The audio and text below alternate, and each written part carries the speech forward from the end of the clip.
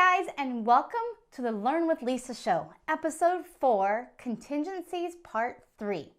In Part 1, I shared what the appraisal and loan contingencies are. And in Part 2, I discussed the buyer's investigation contingency. If you missed them, don't worry, you can go back and watch them anytime you want. That's the great thing about video. Today, I will be talking about a contingency that may or may not be part of your transaction. The contingency to buy or sell a home. That's right. Imagine that. There are sellers who need to sell their home and buy a replacement property, and there are buyers who need to sell their home, making both scenarios contingent upon finding and closing on a replacement property. This allows for you to be able to move once, because seriously, who wants to move twice? This is actually quite common in today's market.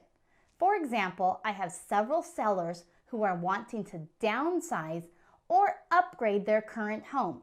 They have the opportunity to sell their home contingent upon finding a replacement property, and conversely, buying a replacement property contingent upon them selling their current home.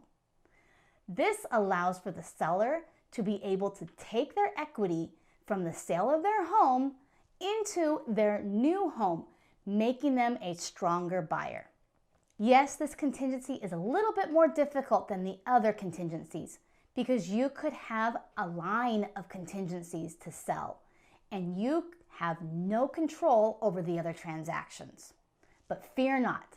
As your professional, I make it a point to keep the lines of communication open with the other legs, as I like to call them, of the contingencies to ensure a smooth transaction as possible. Thanks for watching today, and join me next week. As always, if you have any questions, please feel free to reach out to me. I'll talk with you guys soon. Have a great day. Bye.